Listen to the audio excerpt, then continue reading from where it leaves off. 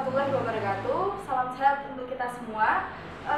Pada kali ini kita kembali lagi untuk berbincang dengan SMK PGRI 1 Megayan. Khususnya saat ini saya sedang bersama Kepala SMK PGRI 1 Megayan. Kami perkenalkan, di sini ada Bapak Sampun Hadam yang sudah lama memimpin SMK PGRI 1 Megayan menjadi SMK yang sangat luar biasa sampai saat ini. Nah, banyak sekali pertanyaan yang mungkin bisa kita diskusikan saat ini berkaitan dengan bagaimana SMK ini bisa jaya hingga bisa melewati pandemi yang sangat panjang, dan juga sampai saat ini pembelajaran maupun pengelolaan bisnisnya itu bisa menjadi inspirasi bagi sekolah-sekolah yang ada di Madiun khususnya dan juga di daerah sekitar. Baik Bapak, bagaimana kabarnya Pak? Alhamdulillah baik. Iya, di sini kita akan berdiskusi Pak, berdiskusi santai berkaitan dengan perkembangan pembelajaran, berkaitan dengan kurikulum merdeka, berkaitan dengan konsep SMK, dan juga mungkin bisnis juga ya Pak. Nah, yang ingin kita diskusikan pertama kali, apa sih Pak visi SMK PGRI 1 Megayan itu sendiri? Baik, visi SMK model PGRI 1 Megayan itu sederhana. Jadi menyiapkan SDM unggul, meningkatkan daya saing produk dalam negeri, dan ikut serta memulihkan perekonomian nasional. Cukup 3 itu aja. Nah, tapi 3 itu kalau diurai akan menjadi panjang konsepnya itu. Yang pertama, kita berbicara terkait dengan menyiapkan SDM unggul. Nah, dengan menyiapkan SDM unggul ini kita menggunakan prinsip yakni integrasi antara literasi, skill passport, dan life skill education. Bagaimana kita berbicara literasi? Literasi itu adalah pendidikan, menanamkan jiwa kepada anak agar anak itu terpatri untuk belajar sepanjang hayat. Kenapa harus belajar sepanjang hayat? Karena dinamisasi ilmu dan teknologi. Apa yang dipelajari saat ini belum tentu nanti sesuai dengan ketika dia terjun di masyarakat. Oleh karena itu, kalau anak terpatri dengan jiwa literasi, maka anak ini akan cepat menyesuaikan keadaan di mana problem itu dihadapi. Maka untuk penerapan literasi itu kita menggunakan prinsip bahwa anak-anak kita 50% itu adalah karakter.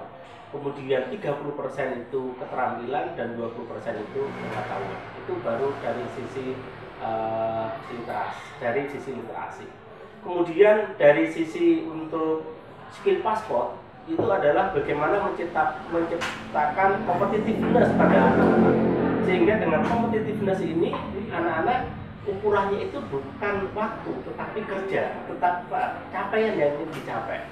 Nah, bagaimana caranya? Contoh begini, anak-anak ini sebelum dia menentukan skill passport, maka anak-anak digali tentang kemampuan, minat, dan bakatnya.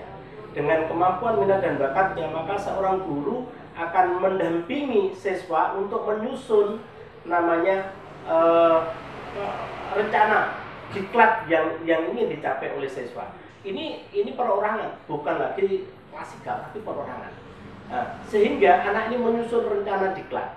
Dari rencana diklat ini kemudian kita buatlah menjadi skill passport, tahapan-tahapan yang harus dicapai untuk mencapai apa yang menjadi cita-cita anak yang tadi sudah diuraikan. Nah, dengan cara seperti itu maka anak-anak akan menjadi kompetitif, dia akan berusaha untuk menyelesaikan skill passportnya secepat mungkin, dan kita tidak ditentukan oleh waktu misalkan semester atau setahun, enggak, tapi ya berapa skill passport yang dicapai. Nah, kita dengan target 2 tahun maksimal, 2 tahun maksimal. Nah, kemudian kalau anak bisa lebih cepat, lebih baik. Bagaimana untuk merangsang itu? Anak-anak misalkan kalau Anda bisa cepat menyelesaikan skill passport, Anda bisa segera magang. Dan ketika magang dia itu bisa memperoleh pengalaman banyak. Selain itu, magang itu anak-anak bisa mendapatkan transport. Itu yang merangsang bagi anak-anak, sehingga anak-anak mencoba untuk bagaimana secepat mungkin menyelesaikan skill paspor. Nah, kemudian yang berikutnya, kapan standar lulusnya? Ya, standar lulusnya salah satunya kemampuan anak ketika dia diterima kerja. Kalau dia diterima kerja itu berarti boleh dianggap anak sudah lulus. Nah, itulah visi yang kedua, strategi yang kedua. Yang berikutnya adalah life skill education, jadi bagaimana melatih budaya kerja anak. Saya kira itu. Iya Pak. Dari penjelasan Pak Samu tadi sudah mewakili tentang integrasi antara literasi, skill passport dan juga life skill education. Nah ini yang saya mau tanyakan, ini berkaitan dengan real pelaksanaan dari literasi maupun skill passport. Jadi kalau literasi itu banyak orang itu beranggapan bahwa berkaitan dengan membaca, terus kemudian menulis dan juga membaca teks-teks yang buku-buku tebal seperti itu. Terus kemudian skill passport sendiri, bagaimana Pak bisa membangun anak itu menciptakan atau mengkreasikan pembelajarannya itu sendiri. Nah itu kan salah satu hal yang dibutuhkan ekstra pekerjaan yang sangat berat kalau menurut kami. Itu langkahnya seperti apa Pak? Gini, literasi itu adalah keingintahuan. Jadi membaca Iqra seperti bagaimana Rasulullah. Iqra itu adanya keingintahuan. Bagaimana dia membaca? Bukan membaca teks, sekedar membaca teks, tapi ingin tahu itu bisa membaca teks, bisa melihat kondisi di luar, sampai taslik tal gitu. Nah itu adalah bagian dari literasi. Literasi itu adalah menumbuhkan sikap keingintahuan, itu yang paling penting. Nah kemudian yang skill passport tadi, maka bagaimana implementasinya? Kalau anak-anak sudah mempunyai skill passport pribadi, maka guru ini sebenarnya tinggal menuntun, tinggal mendampingi bagaimana anak-anak bisa menyelesaikan skill passport itu dengan baik dan cepat, artinya dengan produktif dan waktu yang pendek. Itu yang kita namakan tentang kuantitatif dan kualitatif. Itu skill passportnya. Sehingga setiap anak meskipun jurusannya sama, bisa saja skill passportnya berbeda karena sesuai dengan cita-cita, kemampuan dan minat anak. Baik, berkaitan dengan integrasi antara literasi, skill passport dan juga life skill education, lalu apa Pak korelasinya antara integrasi yang sudah Bapak jelaskan tadi dengan kurikulum merdeka yang saat ini disosialisasikan dan juga diterapkan di beberapa sekolah atau hampir mungkin sekolah di Indonesia? Prinsip dari kurikulum merdeka itu kan sebenarnya bagaimana memahami tentang perkembangan peserta didik. Nah, bagaimana memahami kemampuan minat bakat peserta didik, kami sudah lakukan seperti itu. Terus kemudian tujuan akhir daripada kurikulum merdeka ini salah satunya adalah melahirkan pelajar Pancasila dengan 6 yang diuraikan itu. Maka kalau ini kemudian dilakukan dari ke-6 profil pelajar Pancasila, itu saya kira sudah masuk di dalam program integrasi antara literasi, skill passport dan life skill education. Apalagi kita berorientasi tadi 50% karakter, kemudian 30% keterampilan dan 20% pengetahuan. Itu sudah masuk. Mulai dari ketakwaan sudah ada karena karakter, kemudian mandiri ada karena kita berbasis life skill education, kemudian berpikir kritis ada karena anak-anak mencoba untuk menggali tentang apa kemampuannya dan kemudian dia harus menyusun program latihan. Jadi program latihan ini bukan guru yang membuat RPP seperti dulu, tapi program diklat itu disusun oleh siswa didampingi oleh guru. Itu saya kira sudah mulai belajar berpikir kritis. Bagaimana membangun kerjasama otomatis dengan life skill dan kerjasama dengan guru ini akan menciptakan kerjasama karena proses pendidikan ini akan dilakukan antara siswa, orang tua dan guru. Ini adalah contoh bagaimana membangun sebuah keberhasilan, bahwa keberhasilan pendidikan bukan ditentukan oleh sekolah tetapi harus ditentukan oleh siswa, orang tua dan guru. Ini bagian dari contoh kerjasama, termasuk kerjasama dengan teman-teman sebaya. Kemudian yang menyangkut tentang berpikir bergotong royong dan sebagainya itu sudah masuk karena kita karakter. Kemudian kreatif, dengan model seperti itu kita menumbuhkan kreatif karena kreatif untuk mencapai apa yang dibutuhkan. Maka konsep yang tadi saya sampaikan itu di sistem pembelajaran kita itu hanya dibagi menjadi 4.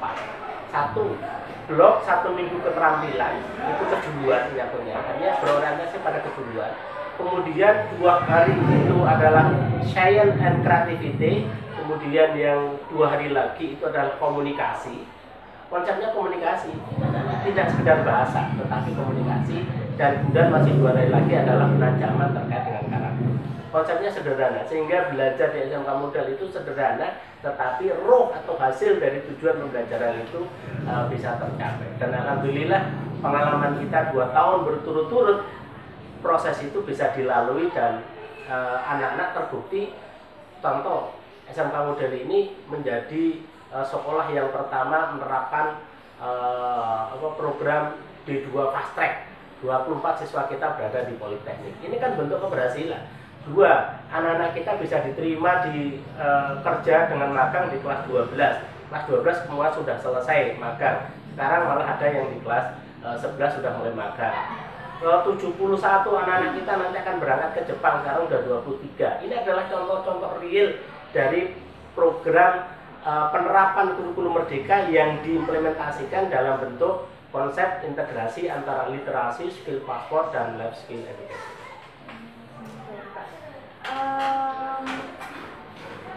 Jadi tadi sudah disebutkan ya Pak, berkaitan dengan karakter itu porsinya 50%, terus kemudian 30%-nya itu dan juga 20%-nya pengetahuan. Lalu bagaimana Pak konsep pengembangan SMK untuk kehidupan bangsa? Peran SMK-nya sendiri? Ya, begini, sehebat apapun lulusan SMK, ini tentu akan dipengaruhi juga oleh pertumbuhan ekonomi di negara tersebut. Karena kalau kita melahirkan anak-anak yang terampil tetapi pertumbuhan ekonomi itu tidak sebanding, ini akan mengakibatkan boleh dikatakan menciptakan lulusan SMK terdidik tetapi tidak ada kesempatan kerja. Maka salah satu visi kita itu adalah meningkatkan daya saing produk dalam negeri. Kenapa? Dengan meningkatkan daya saing produk dalam negeri, harapannya pertumbuhan ekonomi akan menjadi bagus.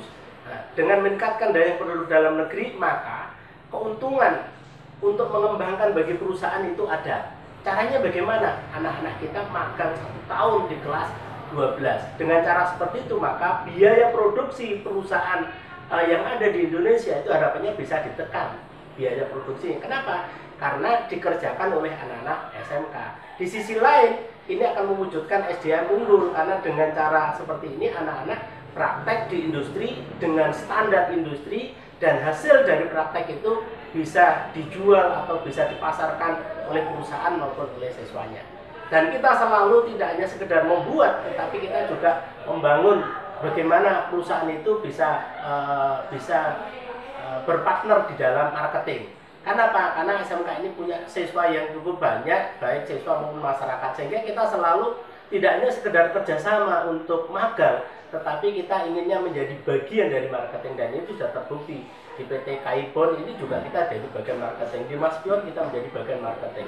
Nanti di perusahaan-perusahaan lain sama, bahwa kita tidak hanya sekedar support terkait dengan menyiapkan tenaga terampil yang membantu perusahaan untuk menurunkan biaya produksi, tapi kita juga menjadi bagian daripada marketing dari perusahaan partner kita. Inilah salah satu cara, kalau itu dilakukan insya Allah akan menumbuhkan ekonomi nasional. Di sini berarti visi SMK itu yang saya tangkap, yang pertama menciptakan SDM yang unggul, yang kedua meningkatkan daya saing produk dalam negeri, dan yang ketiga meningkatkan pemulihan ekonomi nasional. Nah, apakah dalam sejauh ini peran SMK PGRI 1 Medan itu sudah mengarah ke sana Pak? Dan apa bukti realnya sehingga 3 visi itu memang betul tercapai adanya? Ya, pertama untuk SDM unggul kita sudah menerapkan sistem itu, dan ini sudah berjalan 3 tahun yang lalu. Untuk meningkatkan daya saing produk dalam negeri, kita saat ini investasi dengan bantuan pemerintah juga. Kita menyiapkan peralatan-peralatan, tempat, gedung, dan sebagainya yang bisa dipakai untuk bersama-sama industri untuk mengembangkan teaching factory. Nah, dengan teaching factory ini, maka anak-anak bisa belajar di situ, dan industri juga bisa mengerjakan pekerjaan-pekerjaan di situ. Bahkan peralatan kita itu boleh dikatakan selalu update. Bahkan mungkin di perusahaan belum ada, kita sudah punya. Contoh spot welding, kita punya 2. Nah, dengan adanya spot welding ini, maka ketika perusahaan partner kita saat ini misalkan PT Inka itu tidak selalu dikerjakan di Inka, tetapi bisa dikerjakan di tempat kita, dan kita standarnya adalah standar welding perlasan yang yang peralatannya itu rekom 100% rekom dari Inka Group, baik dari sisi kualitas maupun bagaimana setting penempatan alat dan kinerjanya. Kalau itu dilakukan berarti visi yang kedua bahwa meningkatkan daya saing itu tidak hanya sekedar kita support tenaga, tapi kita juga support peralatan-peralatan dan lab laboratorium yang ini menjadi bagian real daripada pengembangan teaching factory. Kemudian bagaimana dengan visi terkait dengan pemulihan ekonomi nasional, bahwa lab ini selain kita support untuk Inka Group, alat ini juga lab ini juga digunakan untuk membuat peralatan-peralatan UMKM, apakah itu kontainer untuk kafe, pedagang-pedagang UMKM, kemudian mobil listrik UMKM, kemudian peralatan-peralatan produksi UMKM, kemudian mesin-mesin kemasan UMKM. Ini adalah cara kita. Nah, inilah yang visi yang ketiga ini yang kita saat ini membutuhkan support dari pemerintah. Terima kasih, kita disupport untuk pertama itu adalah penguatan kelembagaan, penguatan SDM. Kemudian yang kedua itu adalah support terkait dengan peralatan-peralatan yang dibutuhkan oleh industri partner kita, sehingga kita menjadi sepadan dengan industri partner kita, yakni Inka Group, PT Inka, PT Rekap, kemudian PT Inka Multi Solution. Dan untuk berikutnya adalah kami mohon untuk dibimbing dan diberikan support untuk bagaimana kami bisa memproduksi barang-barang sehingga bisa bermanfaat untuk UMKM. Tidak hanya UMKM tetapi juga desa. Nah, konsep yang di UMKM dan desa ini, kalau UMKM itu murni mungkin terkait dengan sosio-ekonomi atau sosio-bisnis, tapi yang desa ini ada beberapa hal. Yang pertama adalah bagaimana menumbuhkan kecintaan pada desa, karena 70% masyarakat Indonesia itu adalah di pedesaan. Dan inilah yang harus kita kuatkan, namanya kearifan lokal. Yang kedua, bagaimana anak-anak ini membantu desa di dalam melakukan publikasi. Dengan melakukan publikasi berarti sama saja dengan anak-anak ini mempelajari tentang apa yang telah dilakukan oleh desa bersama dengan perangkat desanya. Kemudian setelah itu juga mendata sosial ekonomi. Sosial ini tidak hanya sekedar mendata, tetapi anak-anak yatim, anak-anak yang tidak mampu sekolah di SMK Model dan itu gratis, bahkan digaji. Ini kan solusi yang luar biasa yang tidak hanya sekedar mendata seperti mohon maaf BPS misalkan, tapi kita mendata dan mencarikan solusi. Kita sekolahkan di SMK Model tidak hanya gratis tapi malah dibayar. Nah, kemudian yang masalah ekonomi adalah masalah UMKM, di mana UMKM di desa itu membutuhkan sarana apa? Oke, membutuhkan sarana produksi, kita siapkan alat-alat produksi. Membutuhkan apa? Modal, kita berikan pinjaman dari koperasi sekolah. Membutuhkan apa? Packaging, kita siapkan mesin-mesin packaging. Itu kalau dilakukan maka SMK ini akan menjadi sangat-sangat bermanfaat bagi kehidupan sosial ekonomi bangsa kita. Baik, luar biasa sekali ya penjelasan dari Bapak Sampun berkaitan dengan konsep atau visi SMK Model PGRI 1 Mejayan. Dan ini mungkin yang terakhir Pak, bagaimana respon dari peserta didik, terus kemudian orang tua, terus kemudian pihak-pihak terkait, terus kemudian industri yang sudah sejauh ini mendukung atau mensupport berkaitan dengan tercapainya visi SMK Model PGRI 1 Mejayan? Yang pertama dari siswa dan masyarakat. Pola yang kita kembangkan itu adalah bagaimana mulai menggeser dari paternalistik menjadi realistik. Selama ini orang selalu berpikir paternalistik. Paternalistik itu artinya tergantung pada pemerintah, tergantung pada negara. Seolah-olah kalau di sekolah negeri itu baik. Kami ingin buktikan bahwa di sekolah swasta jauh bisa lebih baik. Yang kedua, ini bukan masalah negeri dan swasta, tetapi menggeser mindset ketergantungan kepada pemerintah atau ketergantungan pada negara. Yang kedua, support dari industri sangat luar biasa. Bahkan sepadan kita misalkan itu yang daftar ke industri, aktif industri datang ke sini, tidak hanya sekedar mengajak tetapi sudah memberikan job order. Ini kan kepercayaan yang luar biasa yang diberikan. Dan berikutnya juga bahwa kami sudah menanamkan kepada anak-anak untuk belajar tidak hanya sekedar sampai jam sekolah, tetapi juga sudah mulai dengan lembur shift, bahkan bisa sampai jam 9 malam. Ini saya kira menanamkan etos kerja. Jadi tidak hanya sekedar P5 BK, tetapi P5BK yang terimplementasi, karena BK itu adalah budaya kerja. Jadi budaya kerjanya tertanam karena anak-anak biasa belajar, namanya kalau kerja kita adalah diklat, dari jam 7:kurang 1/4 sampai dengan jam 3:30, bahkan kalau lembur bisa sampai jam 9. Jadi ini adalah respon yang menurut saya menjadi luar biasa. Yang luar biasa lagi, dengan model seperti ini ternyata diminati oleh perusahaan-perusahaan Jepang untuk mengambil anak-anak kita untuk magang di Jepang. Kalau ini dilakukan berarti kita mampu melakukan perubahan budaya, di mana budaya Jepang bisa kita bawa ke sini sehingga anak-anak kita bisa menjadi kinerja yang bagus, dan kinerja yang bagus ini insya Allah akan menjadi perkembangan negara kita. Luar biasa sekali ya Pak, berarti SMK model ini sudah go internasional dengan lulusannya yang sudah bekerja di Jepang ya Pak? Ya, lebih gila lagi bahwa bekerja di Jepang itu tidak harus menunggu dia lulus kemudian 1 tahun kursus bahasa Jepang, tidak. Tetapi belajar dia, bagi yang ingin ke Jepang sejak kelas 10 sudah diajari bahasa dan budaya Jepang. Kemudian pada saat di kelas 12 fokus untuk belajar budaya Jepang dan keterampilan apa yang nanti dibutuhkan di sana. Sehingga pada saat dia berangkat ke Jepang itu sudah selesai, bahkan itu sudah direkrut pada saat pendaftaran oleh orang Jepang langsung. Ini saya kira memberi kepercayaan yang luar biasa. Dengan cara seperti itu, maka ibaratnya anak sekolah di SMK model itu sudah punya bintang. Apa yang dia ingin raih, dan untuk meraih itulah peran dari guru sekolah ini kemudian memberikan langkah-langkah untuk meraih bintang itu. Nah, itu yang ingin. Dan yang paling penting lagi, dengan model yang seperti ini, maka biaya untuk berangkat ke Jepang tidak terlalu banyak, karena untuk kursus bahasa Jepangnya udah selesai di SMK. Nah, sehingga anak-anak tinggal biaya tiket. Kalau di tiket ini orang tua tidak mampu, sekolah memberikan dana talangan dari koperasi. Jadi orang tua tidak perlu sibuk-sibuk untuk mau ke Jepang saya harus jual misalkan sapi, dan tidak perlu. Yang penting support putra-putrinya ingin berangkat ke Jepang dan anaknya sungguh-sungguh, kita akan berangkatkan ke Jepang.